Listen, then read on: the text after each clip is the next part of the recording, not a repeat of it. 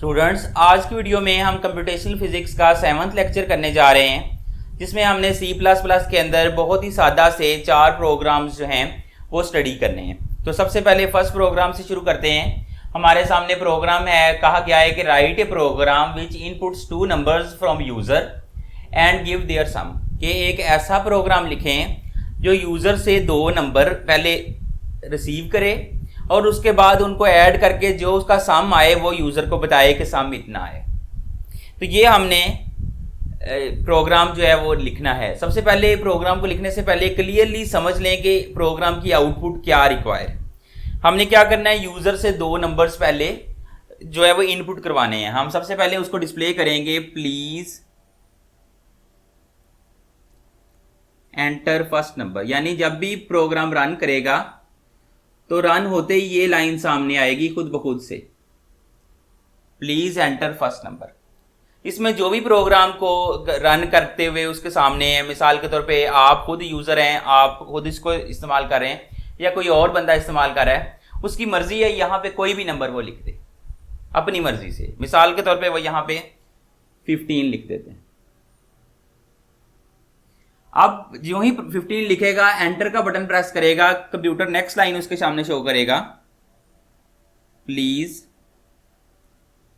Enter second number.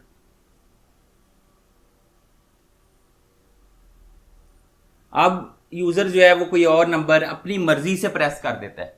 मिसाल के तौर पे इस दफा उसका दिल करता है कि वो 20 प्रेस कर दे, तो कंप्यूटर का काम है कि उसको बताए कि सम इज इक्वल टू, दोनों नंबर्स को कंप्यूटर खुद से ऐड करे और बताए कि सम जो है वो मिसाल के तौर पे इस केस में 35 आए। तो ये चीज जो है वो हम कंप्यूटर से चाहते हैं, हमें ये कंप्यूटर से आउटपुट में रिक्वायर है। अब हम इस चीज के लिए प्रोग्राम डिजाइन करना शुरू करेंगे जब हमें पहले क्लियर हो गया कि हमने आउटपुट क्या लेनी। सबसे पहला काम जो किसी भी प्रोग्राम को डिजाइन करने के लिए होता है वो आपने ये देखना होता है कि इसमें कितने वेरिएबल्स आपको रिक्वायर होंगे। मिसाल के तौर पे यहाँ पे कितने नंबर्स इस सारे प्रोग्राम में इन्वॉल्व हैं। एक नंबर वो है जिसमें यूजर, पहला नंबर है वो जो एंटर कर रहा है यूजर, दूसरा नंबर जो है वो भी यूजर एंटर कर रहा है, 2 नंबर हो गए, और तीसरा नंबर सम की सूरत में कंप्यूटर उसको डिस्प्ले कर रहे हैं। तो एक्चुअली यहाँ पे 3 नंबर्स इन्वॉल्व हैं, आप कह लो कि 3 वेरिएबल्स इन्वॉल्व। तो सबसे पहले आपने काउंट कर लिया कि वेरिएबल कितने हैं। कितने वेरिएबल भाई? 3 वेरिएबल है। नंबर ऑफ वेरिएबल्स कितने हैं? 3 है। आपने अपने ज़हन में करना है, लिखना नहीं। अब दूसरी चीज आप ये सोचो कि ये तीनों वेरिएबल्स किस नेचर के हैं। मिसाल के तौर पे ये 15 है, ये क्या है? इंटीजर है। 20 है, ये भी इंटीजर है, और थर्ड सम जो आ रहा है वो भी इंटीजर है। तो इनकी नेचर क्या है? वेरिएबल 3 है और तीनों की नेचर जो है वो इंटीजर वाली। तो सबसे पहला काम आपने ये करना है कि वेरिएबल्स को डिक्लेयर करना है।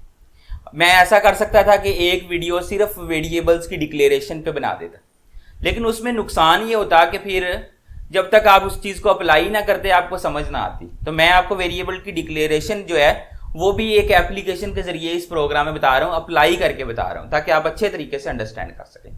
तो सबसे पहले आप आ जाएं यहाँ पे प्रोग्राम में। अब आपने यहाँ पे क्या करना है? वेरिएबल्स डिक्लेयर करने। तो 3 वेरिएबल डिक्लेयर करने हैं, तीनों के नाम रख दें। पहले वेरिएबल का नाम आप मिसाल के तौर पे जिसमें पहला नंबर आपने एंटर करना है, आप ए रख देते हो, कॉमा लगा दिया। अब दूसरा वेरिएबल भी आपने अपनी मर्जी से जो है वो रखना है, आप उसका नाम बी रख देते हो। अब तीसरे वेरिएबल का भी आप कोई भी नाम रख सकते हो। ए किस लिए यूज हो रहा है? पहले नंबर को एंटर करने के लिए। बी किस लिए यूज हो रहा है? सेकंड नंबर को एंटर करने के लिए।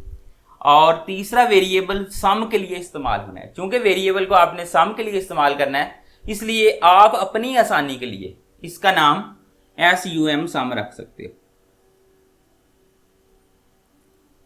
अगर आप कोई और नाम रख दो, सी नाम रख दो, तब भी प्रोग्राम एग्जीक्यूट हो जाएगा। लेकिन आमतौर पे कन्वेंशन ये होती है कि प्रोग्राम को लिखते हुए जो वेरिएबल का काम हो उसके मुताबिक उसका नाम रखा जाता है, ताकि लिखने वाले को आसानी रहे। यूजर से कोई ताल्लुक नहीं है, बाद में प्रोग्राम डिस्प्ले हो जाएगा। आप इसका नाम सम की बजाय कोई और रख दोगे, मिसाल के तौर पे आप इसका नाम फिजिक्स विजडम ही रख दोगे, तब भी चल जाएगा। लेकिन उससे फिर आपको प्रोग्राम के दरमियान समझ नहीं आएगी कि ये किस लिए मैंने वेरिएबल यूज किया था। तो आप ये नाम रख देते हो, आगे आपने लगाना है टर्मिनेटर साइन। अब आप देखो कि वेरिएबल्स की नेचर कौन सी है। वेरिएबल्स आपके क्या हैं, इंटीजर्स हैं। तो जब भी इंटीजर्स वेरिएबल होंगे तो वेरिएबल्स से पहले आप INT लिखोगे। ये शो कर रहा है कि तीनों वेरिएबल्स की जो डेटा टाइप है वो क्या है, इंटीजर है। अब हमारे पास पहला प्रोसेस खत्म हो गया जिसमें हमने तीनों वेरिएबल्स को डिक्लेयर कर दिया। अब हमारे पास सेकंड प्रोसेस क्या है, इसमें हमने अब ये चीजें यूजर से एंटर करवानी है।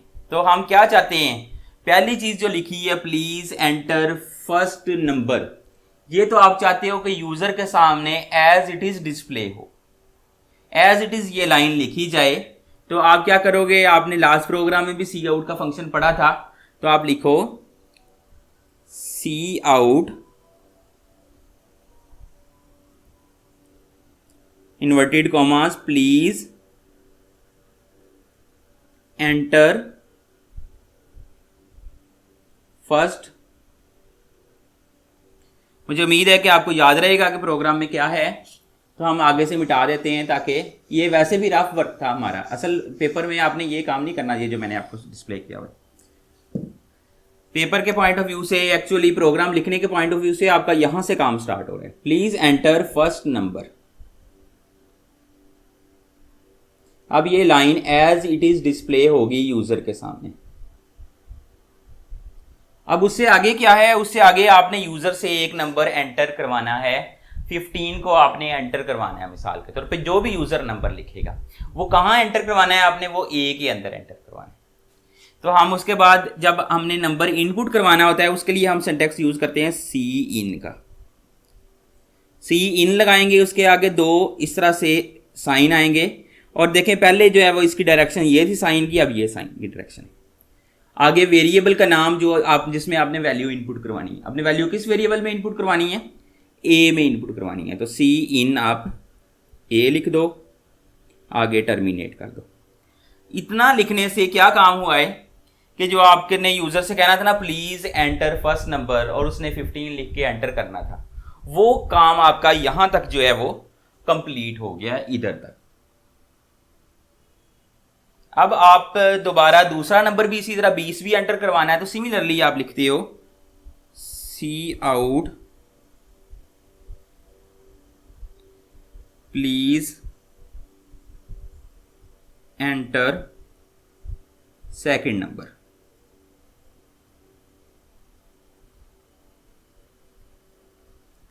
सेकंड नंबर आपने किस चीज में एंटर करवाना है, बी में एंटर करवाना है। आप लिखो सी इन बी।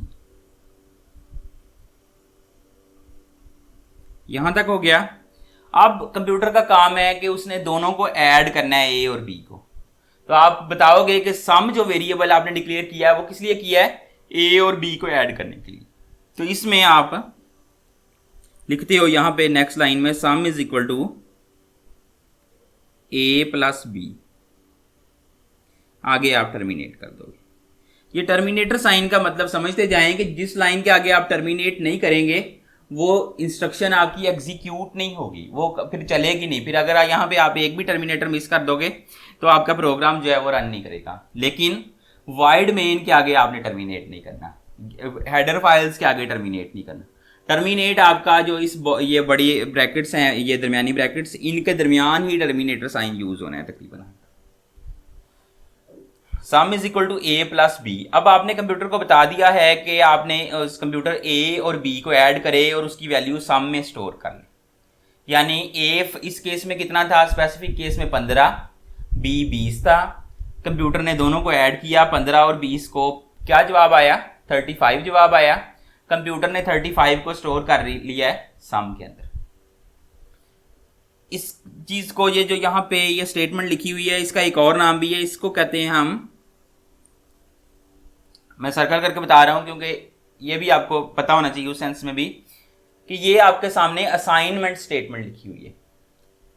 असाइनमेंट स्टेटमेंट क्या है, जो किसी वेरिएबल को वैल्यू असाइन कर रही है। मिसाल के तौर पर सम में पहले कोई वैल्यू नहीं थी पड़ी हुई, जब आपने सम इज इक्वल टू ये लिखा है तो सम में जो है वो 35 वैल्यू स्टोर हो गई है, तो सम को वैल्यू असाइन हुई है। तो इक्वल साइन जो है इसको क्या कहते हैं, असाइनमेंट ऑपरेटर है, ये वैल्यू असाइन करता है और ये हमेशा असाइन किधर से करेगा, इधर से वैल्यू इधर असाइन करेगा।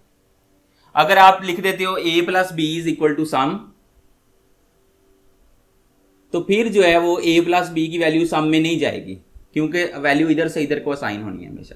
तो इस केस में आपका एरर आ जाएगा, गलत हो जाएगा। तो असाइनमेंट ऑपरेटर कौन सा है, equal sign sign assignment operator है, और सम को वैल्यू असाइन हो रही है कौन सी, a और b को ऐड करके जो वैल्यू आ रही है वो सम को असाइन हो रही है। अब आपको पता चल गया कि सम आपका कहाँ पड़ा हुआ है, टोटल नंबर्स का कहाँ पड़ा है, 35 वैल्यू कहाँ पड़ी हुई है, 35 वैल्यू स्टोर है सम के अंदर। तो अब आपने क्या करना है, अब आपने अगर आप देखो प्रोग्राम को तो पहले आपने जो लिखा हुआ था लास्ट लाइन में क्या था, सम इज इक्वल टू 35। तो एक्चुअली देखो तो ये जो चीज है ये आपने एज इट इज डिस्प्ले करवानी, सम इज इक्वल टू पहले एज इट इज डिस्प्ले करवाना है, चाहे यूजर कोई भी नंबर एंटर करे ये आपने डिस्प्ले करवाना ही करवाना है। तो आप लिखते हो सी आउट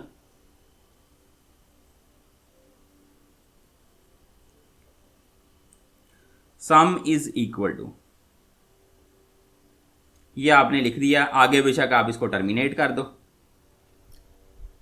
और उससे अगला लाइन क्या है, अब आपने 35 वैल्यू जो सम की वैल्यू है वो भी शो करवानी। तो जब किसी चीज की वैल्यू शो करवानी होती है तो फिर क्या करते हैं, फिर सिर्फ फर्क ये पड़ता है, सी आउट लिखा आपने, सम लिखा और आगे टर्मिनेट कर दिए। फिर आपने उसको इन्वर्टेड कॉमास में नहीं लिखाना। जब सम के इर्द गिर्द इन्वर्टेड कॉमास नहीं होंगे तो सम की वैल्यू 35 जो है वो यहां पे डिस्प्ले होगी। जब सम के इर्द गिर्द इन्वर्टेड कॉमास लगे होंगे ऐसे तो फिर वैल्यू नहीं शो होगी, फिर वो चीज एज इट इज शो होगी। अब हमारे पास ये दो लाइंस हैं, हम दोनों को एक स्टेटमेंट में भी लिख सकते हैं और एक स्टेटमेंट में लिखना होगा, हम क्या करेंगे, हम ये लाइन जो यहां से खत्म करके, नॉर्मली हम बार बार एक दूसरे के नीचे सी आउट का फंक्शन नहीं यूज करते, बल्कि वो चीज जो है वो यहीं पे लिख देते हैं, दोबारा से ये ऑपरेटर लगाएं और आगे सम लिख दें। इस दफा इन्वर्टेड कॉमास नहीं आएंगे और यहाँ पे एक ही दफा टर्मिनेट करें, यहाँ टर्मिनेट नहीं करना। तो इस ये जो चीज लिखी हुई है इसमें दोनों स्टेटमेंट्स शामिल हैं, पहले जो ऊपर लिखी थी वो भी आ गई है और जो नीचे लिखी थी वो भी आ गई है। अगर आपको उनमें थोड़ी सी कंफ्यूजन है वीडियो को बैक करके देख सकते हैं, यहाँ पे ये दोनों स्टेटमेंट्स जो है वो शामिल है। तो अब क्या होगा, कंप्यूटर शो करेगा सम इज इक्वल टू और सम की वैल्यू जो 35 है वो डिस्प्ले हो जाएगी, प्रोग्राम आपका पूरा रन हो जाएगा जिस तरह से आपसे रिक्वायरमेंट थी। ये हमने एक प्रोग्राम स्टडी कर लिया है। अब अगर हमारे सामने प्रोग्राम आता है, write a program which inputs 2 numbers from user and give their product, मतलब ये कि वो 2 नंबर्स यूजर से लेगा और उनको मल्टीप्लाई करके आंसर बताएगा यूजर को। तो ऐसी सूरत में प्रोग्राम के अंदर क्या चेंज आएगी, अब मैं सारा प्रोग्राम दोबारा लिखने की बजाय सिर्फ उसमें जो चेंजेस हैं वही कर देता हूं। डेफिनेटली ऊपर से जो आपने पहले लिखा था, please enter first number, please enter second number, वो तो उसी तरह ही यूजर एंटर करेगा, उसमें कोई चेंज नहीं आनी। सिर्फ यहां पे आना है प्रोडक्ट इज इक्वल टू 35 नहीं आएगा, 15 को 20 से ज़रब देंगे 300 आ जाएगी। तो अब हम क्या करते हैं, प्रोडक्ट करने के लिए यहां पे हम वेरिएबल का नाम चेंज कर देते हैं, प्रोडक्ट के लिए PRO लिख देते हैं, जस्ट समझे।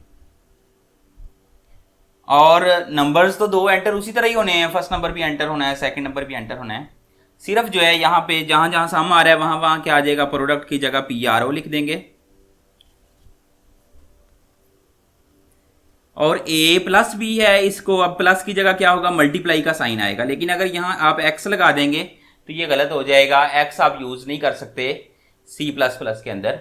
आपने मल्टीप्लीकेशन के लिए स्टारिक की इलामत यूज करनी होती है, ये स्टैरिक साइन होता है जो कीबोर्ड पे जब आप 8 के शिफ्ट दबा के 8 दबाओगे तो ये स्टैरिक साइन आएगा, ये आपने यूज करना है प्रोडक्ट के लिए। अब PRO में A स्टारिक B की वैल्यू स्टोर हो जाएगी, यानी 15 को 20 से ज़रब देंगे तो 300 कहाँ स्टोर होगा, PRO में। ये क्या है, असाइनमेंट ऑपरेटर पहले ही बताया था, PRO को वैल्यू असाइन हो रही है कितनी, 300, अगर ये यूजर ने नंबर प्रेस किए अगेन। तो अब हम लिखेंगे, ये चूंकि हमने एज इट इज डिस्प्ले करवाना है तो हम यहां पे लिखेंगे प्रोडक्ट पूरा, प्रोडक्ट इज इक्वल टू ये चीज़ एज इट इज डिस्प्ले करवानी है, वो इन्वर्टेड कॉमास में यहाँ लिख दी।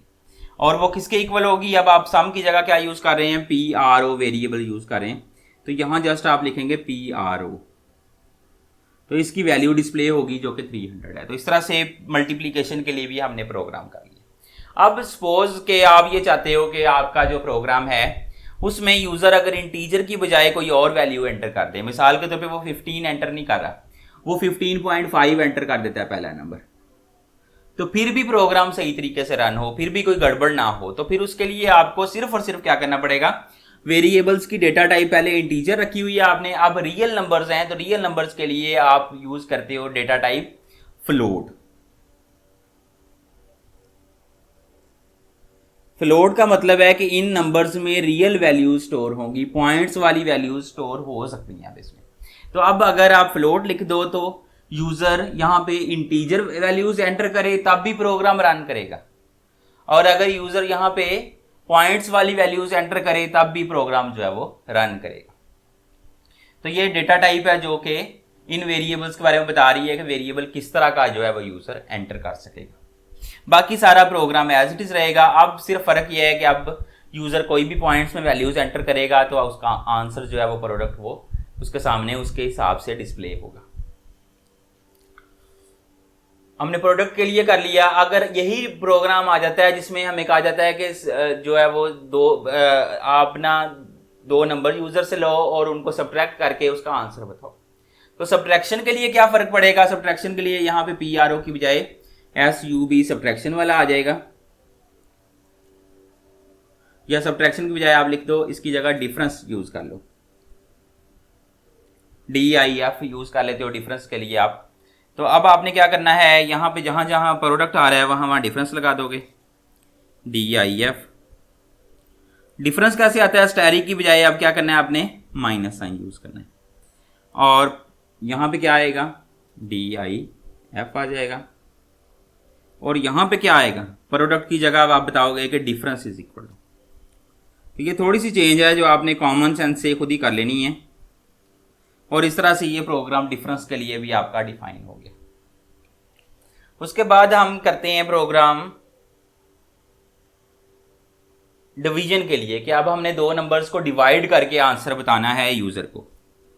तो अगर हम डिवाइड कर रहे हैं नंबर्स फिर तो डेफिनेटली, क्योंकि डिवाइड से कोई शॉर्ट ही नहीं है कि नंबर्स का आंसर जो है वो इंटीजर नहीं आएगा, सॉरी इंटीजर ही आएगा, पॉइंट्स में वैल्यू नहीं आएगी। पॉइंट्स में वैल्यू आ भी सकती है, मिसाल के तौर पे यूजर 15 को 20 से डिवाइड करेगा तो इंटीजर तो नहीं आएगा, फिर तो 0.75 आंसर आ जाएगा जो कि पॉइंट्स में वैल्यू है, रियल वैल्यू है। तो इसके लिए आपने डेटा टाइप हमेशा फ्लोट रखनी है जब भी आप डिवीजन का प्रोसेस करोगे। डिवीजन के लिए आप अपनी मर्जी से कोई भी वैल्यू रख दो, कोई भी वेरिएबल का नाम रख दो, मिसाल के तौर पे मैंने DEV रख दिया। अब जो है वो यहां पे क्या आ जाएगा, इतनी जगह चेंज आएगी, DEV आएगा, A की जगह A, और ये सॉरी ये तो रिमाइंडर डिवीजन का साइन होता है, गलत हो गया, ये वाला साइन आपने यूज करना है, वो मैं नेक्स्ट वीडियो में आपको बताऊंगा कि वो साइन कौन सा था। और C आउट में आपने बताना है डिवीजन इज इक्वल टू बुरा लगता है तो आप लिख दो कि